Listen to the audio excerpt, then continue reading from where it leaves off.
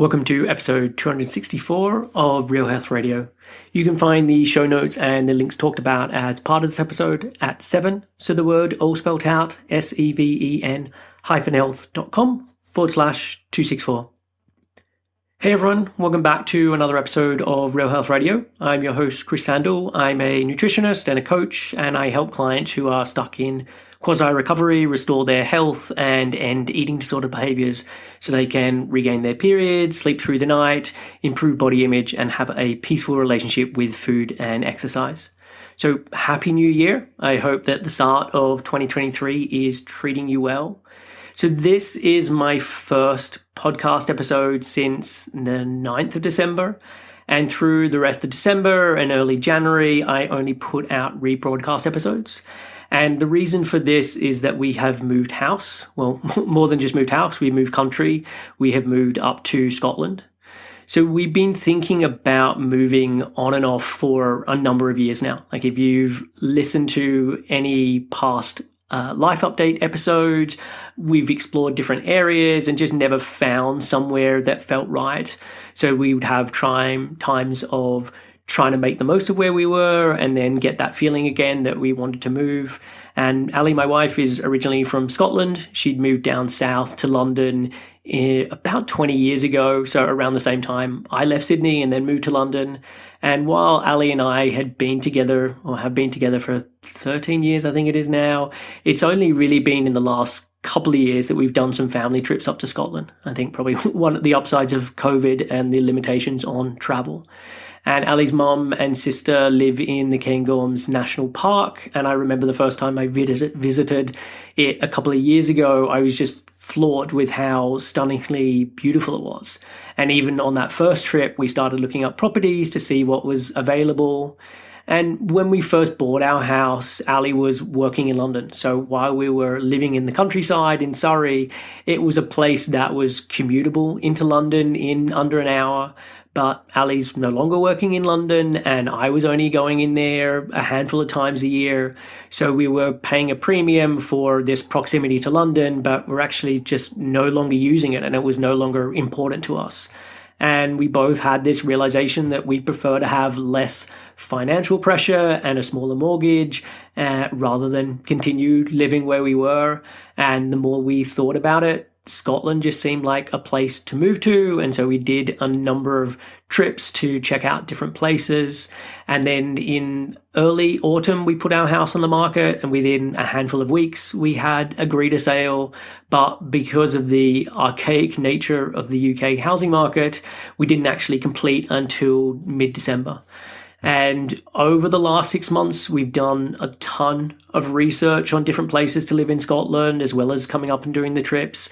I've spent an inordinate amount of time in Google Maps, just scrolling through different areas and looking at places on Rightmove and other property sites. And because this is such a big move, we are renting to start with instead of buying, because it doesn't matter how much online searching you do or even coming up and doing week-long trips, it doesn't really compare to living somewhere for a year or 18 months and truly getting a feel of what a place is like. And so we are now living in a village called Llanffannan in Aberdeenshire, and it's in the hills and it is surrounded by the most picturesque scenery. There's been a ton of snow since we've moved up here, so it often feels like we've moved to a ski village. And even though it's been less than a month that we've been here, we already feel really settled. Our new house is great and we love the area. It does still feel like I'm on holiday, but I think this feeling will stay for a really long time. And it's probably just because of the beauty of the place. Like no matter what direction I drive, there are just spectacular views. And the best description is awe. Like I'm constantly in awe of my new surroundings. So that is my news and the reason that the podcast has just been rebroadcast episodes lately. At some point in the next couple of months, I'll do a life update episode and I'll go into more detail on everything. But I'm very happy with our new abode and I'm excited for the new adventure of making our life up here.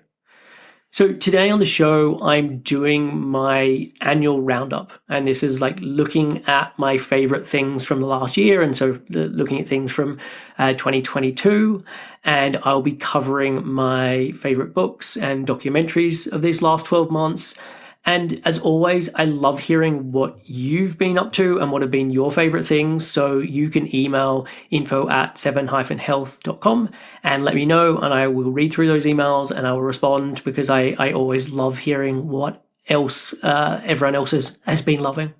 So let's start with the books. So this year I read or listened to on Audible 35 books in total.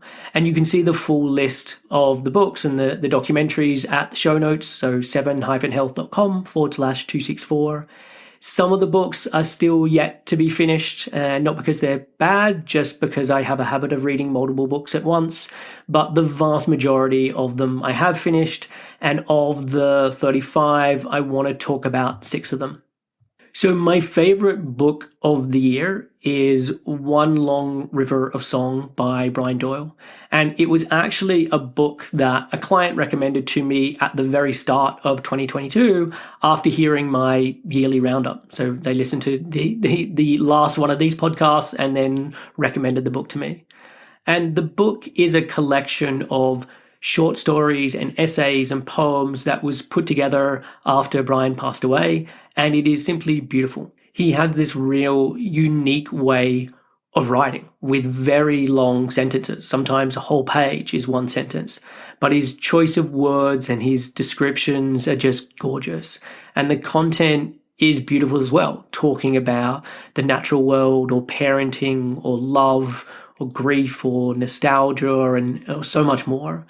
And while reading it, I had many moments of being on the verge of tears, and then moments later having genuine laugh out loud moments.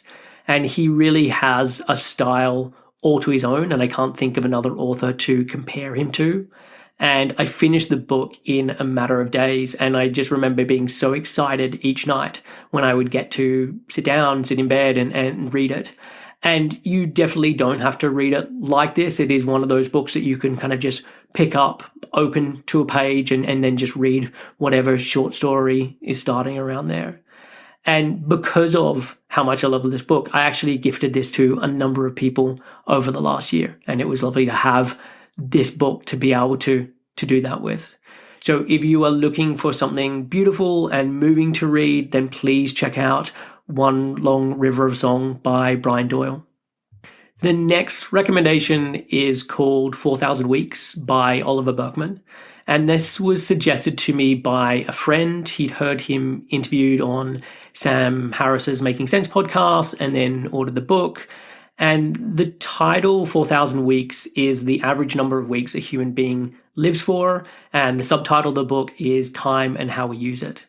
Now, on the surface, this could sound like another book about productivity and how to maximize our efficiency, but it's actually something quite different. And Burkeman had actually spent a decade as a productivity geek, as he describes himself, looking at the various hacks for better managing one's inbox or how to get more done to free up more spare time. And he'd written about this for The Guardian for 10 years. But what he'd found was that the more he did this, the more he just ended up being busier and still feeling like he wasn't on top of things. And this is something that I noticed very much myself over the years of running my own business. I can remember many years ago, before I had a child, I was doing 50 and 60-hour weeks. And many days I'd get up at 4:30 in the morning or 5 in the morning and try to get a head start on things and get on top of everything I wanted to do. But really, no matter how much I worked, there was always more to do. And I never felt any less busy doing this. So the book is really an exploration on our failed attempts to fit more into our lives and the various hacks we've been trying to use to get more done. And it's kind of like an amalgamation of a self-help book with a large chunk of philosophy, with the core message being about embracing our limits. So rather than pretending like we can fit more and more in, we need to realize that we're only ever going to achieve a slither of the available options that are on offer to us as humans. And to really embrace that we have this limited time on Earth and limited attention, and spend this time wisely, which should include more leisure time and more procrastination and more time with other human beings and more time on things for the sake of it, rather than some benefit that is going to be bestowed on us at some point in the future. And I really can't do this book justice here in trying to describe it, but I thoroughly enjoyed it. I used it to help create more space in my life, and it was actually the final push that I needed to adopt a 4-day work week, which was something I'd been contemplating for a long time. And then after reading the book was the final thing that made me make that decision that I was no longer going to work on Fridays and that I was going to do a 4-day week and then have a 3-day weekend. So the book is called 4,000 Weeks, and it is by Oliver Burkeman. So the next book is called Islands of Abandonment by Flyn. And this was actually a Christmas present given to me by Ali. So I only got it a couple of weeks ago, but I've nearly finished it in this time. And the subtitle for the book is Life in the Post-Human Landscape. And it's all about what happens in places that become abandoned. So ghost towns or exclusion zones or fortress islands, and what happens when the humans leave and nature is allowed to reclaim that place. And the book is so well written. Her writing feels poetic and is so specific in its descriptions. The best way I can describe her writing is beautiful, in that it is full of beauty. And while her style is different to Brian Doyle, there is a similarity in their ability to use language. And I read it and I enjoy it and I'm in awe of it, and it makes me want to be a better writer.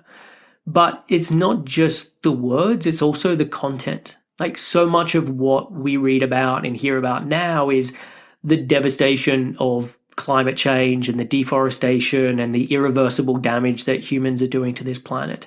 And the book is in agreement with this thing, that we are living in a way that is undeniably harming the earth. But the book also has a very hopeful tone about the way that forests are coming back, and about the way that places we think of as an eyesore are actually teeming with life and are rich in biodiversity and are havens for plants and creatures big and small. And this isn't to say that there isn't an urgency in our need to do things differently as humans, because there really is. I just love the way that she talks about these issues and the many ideas that I'd never heard about before. And I've heard astronauts talking about the experience of going into space and seeing Earth from afar, and it creating this real perspective shift on things. And this book feels the same to me without that sounding too much like hype or hyperbole. Also, excitingly, the book was recommended to Ali at our new local bookstore. So I'm looking forward to going back in, telling the owner how much I've loved the book and seeing what their next suggestion is, because it's this beautiful independent bookstore. And yeah, I've been very impressed with their first recommendation. So the book is called Islands of Abandonment, and it's by Flyn. So the next book is called Reclaiming Body Trust, and it's by Hilary, Kinavey and Dana Sturtevant. And Hilary and Dana run the Center for Body Trust, which used to be known as Be Nourished, and have been doing incredible work in supporting both the lay public and practitioners, and have been doing this for many years. And so when I saw that they had a book out, I was super excited, and it doesn't disappoint. The book is split into 3 sections. So the rupture, the reckoning, and the reclamation, which is the different stages that one go through as part of their healing journey, as part of reclaiming body trust. And what I like about the book is its focus on inclusivity and the sharing of experiences of many different people. So while Hilary and Dana are both white women, they're including the lived experience of not just themselves, but of many others. The book is also very practical. It definitely has a lot of education, but equally it has a lot of practical ideas. So it isn't just about learning more, but is how you can then follow through on this.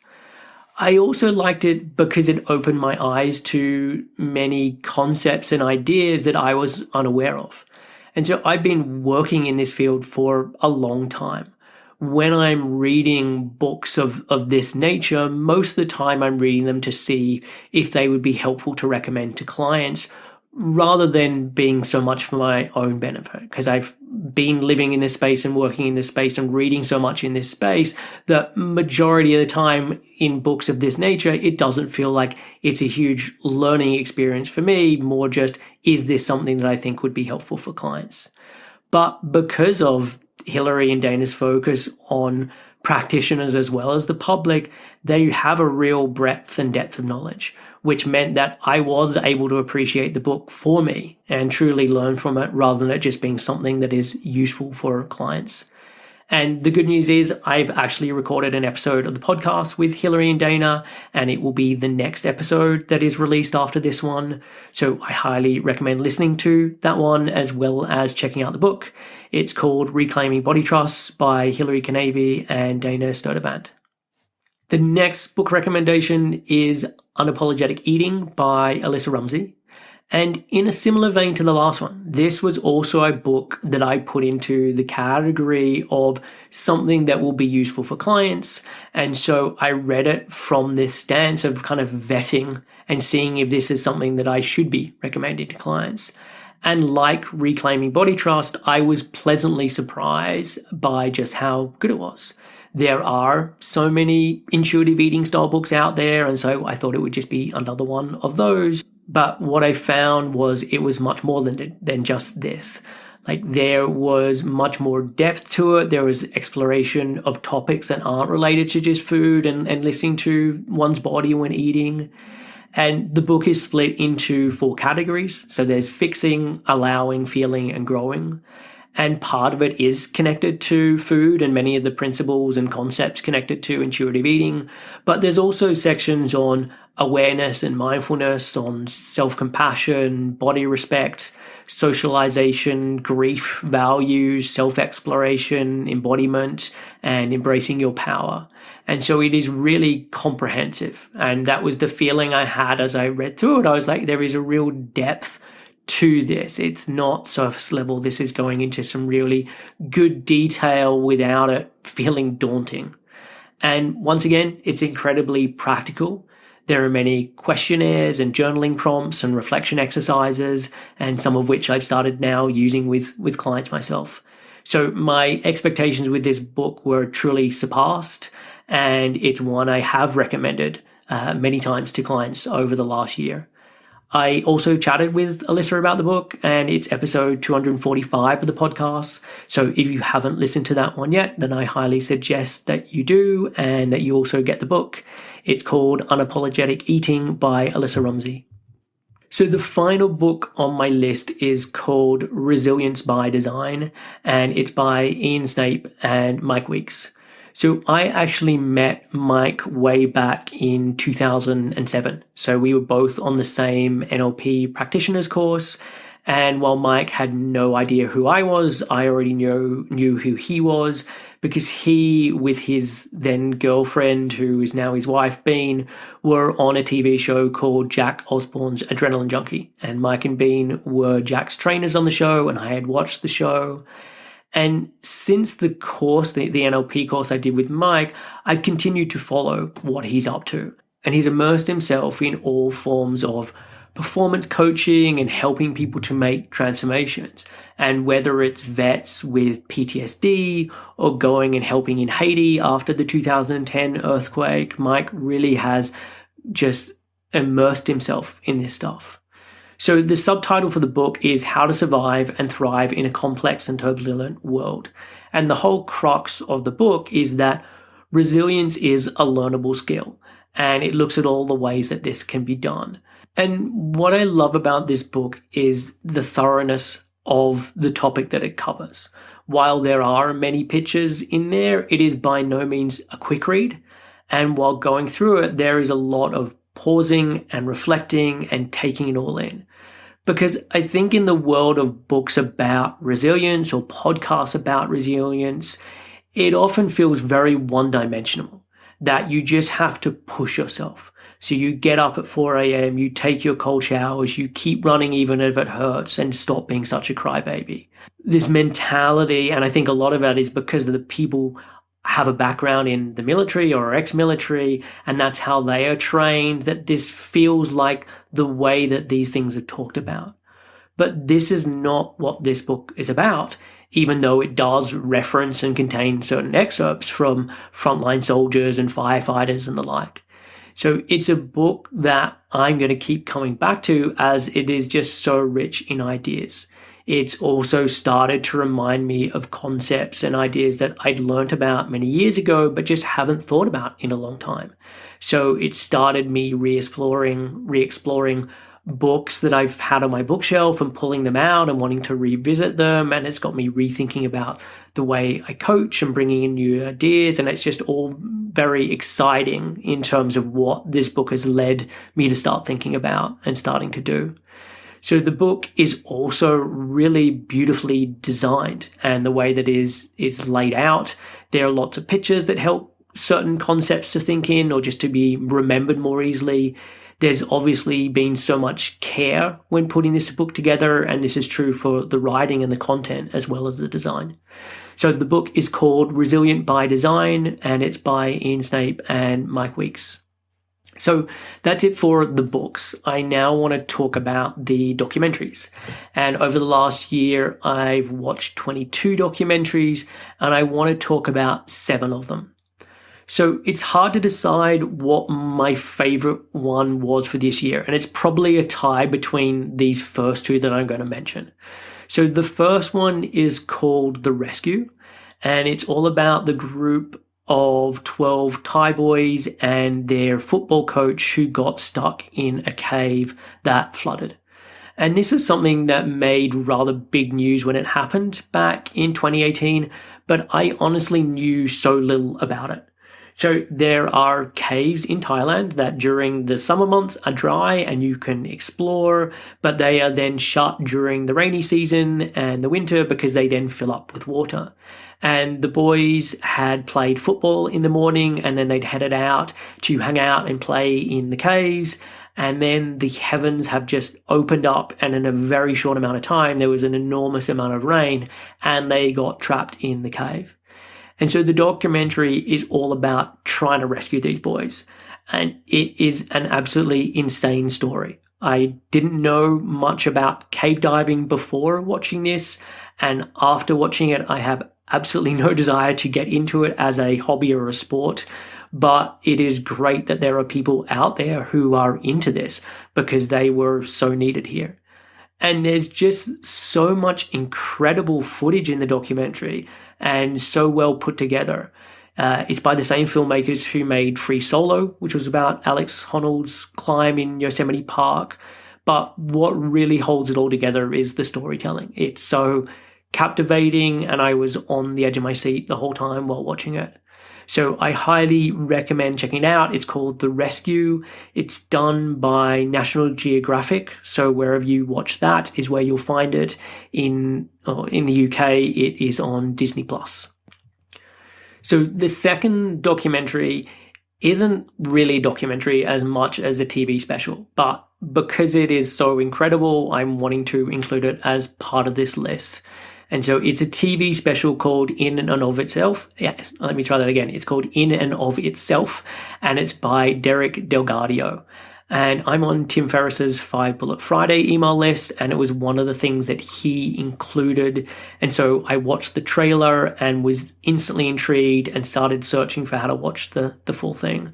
And Delgadio is a magician, not a musician, a magician and a performance artist. And In and of Itself is this combination of one-man show, magic show, storytelling, and is just a really stunning thing of beauty. I actually don't want to say too much about it because I think the less you know about it, the better. I don't think watching the trailer ruins anything, so you can go and Google In and of Itself and see the trailer.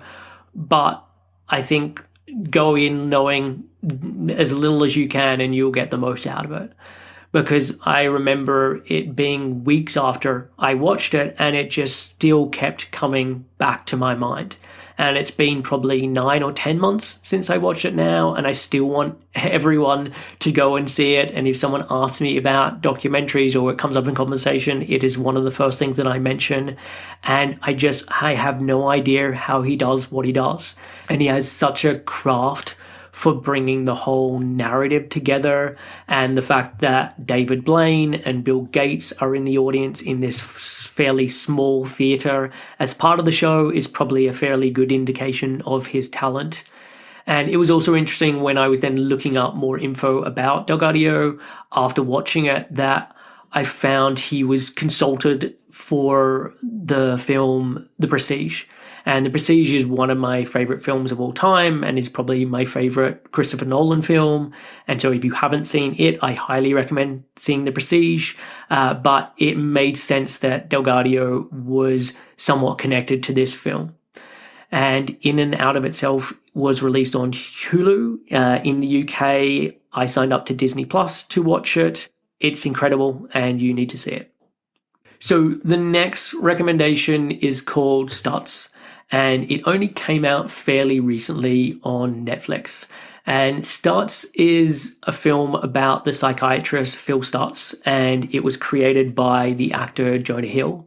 And I've been a massive fan of Jonah's since I first saw him in 40-Year-Old Virgin, and I've really loved him and seeing him grow as an actor and taking on non-comedic roles as well. And his first feature film that he wrote and directed called Mid-90s was incredible. And so I've always liked Jonah, or liked as much as one can someone that you don't know in real life, but you just see in movies. And so the reason that Jonah made the film is because he is one of Stutz's patients, and he has been so for many years, like many people in Hollywood, as Stutz is the kind of go-to person in that world. And Jonah credits him with so many positive changes in his life and wants more people to be able to benefit from what Stutz does. And so part of the film, they go through many of the tools that he uses with clients and his model of therapy, but it also centers on Stutz's life and upbringing and his Parkinson's and some of the struggles that he's personally had. But what is equally helpful is that Jonah opens up a lot about his own struggles. And this really is actually the thing that holds the documentary together and is largely the vehicle with which the story is then told.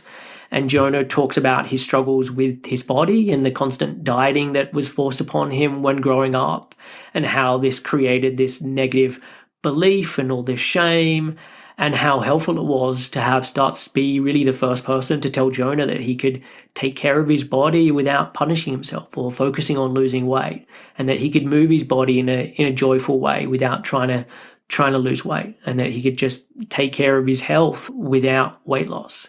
And I very much doubt that Stutz is health at every size aligned, but it was great that Jonah got this message and to hear how helpful it had been for him. And so I really enjoyed the film, and I've now been listening to other podcast episodes with Stutz on it, and will be getting his books because I'm very intrigued about him and the way that he works. So the documentary is called Stutz, and it is on Netflix.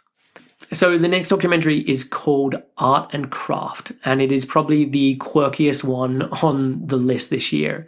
And it is about Mark Landis, who is one of the most prolific art forgers in history. And what he would do is he'd copy a piece of art, and then he would then contact a gallery and say that he wants to donate it to them.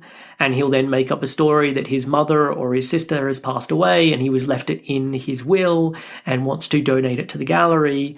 And over 30 or 40 years, all these fake works end up in many galleries across the US. And he would make the same piece of art multiple times and then just contact different galleries, and so the same bit of art is showing up in multiple galleries, the same bit of forgery. And what is most interesting about the documentary for me is Landis himself. He's not the kind of person that your mind conjures up as an art forger and having the bravado to walk into these galleries and into these offices and meeting these people and lying to them. He's this very isolated and lonely guy. And he talks about how these 10 minutes or these 30 minutes with someone at the gallery are the times where people treat him really nicely. And you see, for all his skill as an artist, he just wants what we all want, which is to be loved and to be in connection with other human beings. And I remember watching another film about art forgery called Beltracchi, The Art of Forgery. And this guy was living the high life. He'd sold works of art for millions and millions. And for the art that he was finally sentenced and went to prison for, these sold for nearly 30 million, and there are lots more out there. And so there's estimates that he made north of 50 million pounds. And he had the most insanely gorgeous houses and so much money, and money was really the big part of his motivation. But in Landis's case, he's never made any money from this. Every bit of art he ever made, he just donated. And so I just found him to be a very fascinating individual and a fascinating documentary, just looking at the human condition. And so it's called Art and Craft. It's on Amazon Prime, or at least it was on Prime when I watched it, but it's definitely on Amazon. So the next documentary is called Roadrunner, and it's all about the life and death of the chef Anthony Bourdain. And I remember reading Kitchen Confidential, which was Bourdain's book, or first book, in 2003 or 2004. It was shortly after arriving in the UK, and I really loved it. And it was this book that really catapulted Bourdain on a whole new trajectory. Like, at the point of writing it, he was in his 40s when it came out. He was a chef who was barely making ends meet and living paycheck to paycheck. And then the book led to him being on TV and constantly traveling the world. And this was his life for the next 2 decades. And Bourdain was a recovering heroin addict, and he had managed to quit heroin, but he simply had channeled his addiction into other behaviors and was just constantly restless and moving from one thing onto the next thing. And while he was traveling, he wished he was home. And when he was home, he wished he was traveling.